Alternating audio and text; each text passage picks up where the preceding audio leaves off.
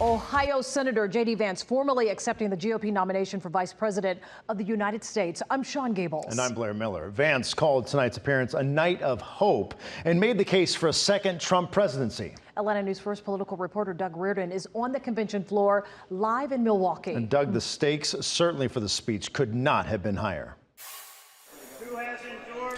Right, and that is partly because for a lot of Americans, maybe even a lot of Republicans, this was an introduction to J.D. Vance. He has only served as a U.S. Senator for 18 months, and so a lot of people didn't know who he was. He didn't have that strong name recognition like we see with a lot of vice presidential contenders, and so why was he Donald Trump's pick to be second in command? Well, for one, he is a Marine veteran.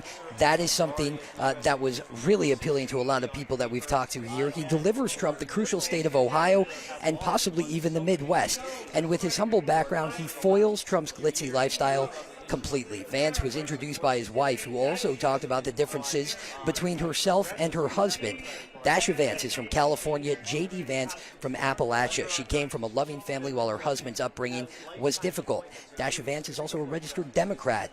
And there was a time where Vance and Trump seemed to be on vastly different planes themselves. He once called Trump America's Hitler, but tonight Vance got up on stage and called Trump a unifier. He was completely in line with Trump's policies on immigration, the economy, the military, and he hammered his past as a humble American from humble beginnings. In fact, Vance's mother, who is 10 years sober, was in the crowd when he introduced her today. She received a standing ovation. And Donald Trump, he has been at the convention every day so far, but we have yet to hear from him. Yeah, his speech is tomorrow. And Doug, you spoke with delegates about what they expect to hear. Well, I think we can expect it to hear a lot of what we heard tonight from Vance in Trump's speech tomorrow. They seem to be in exact line with some of these policies on immigration, the military, the economy, on jobs. And we talked to delegates. There really wasn't tonight with J.D. Vance's speech that unifying aspect that has been talked about ever since the events in Butler, Pennsylvania on Saturday that almost took Donald Trump's life. Certainly the GOP had been calling for that, and we have heard it from a lot of speakers here on the floor over the last couple of days. The delegates here know the problems.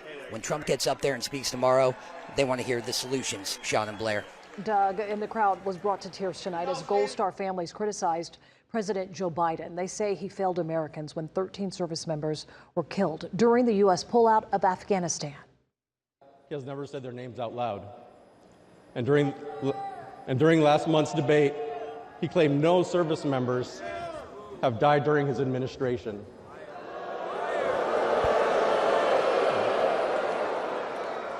None. That hurt us all deeply.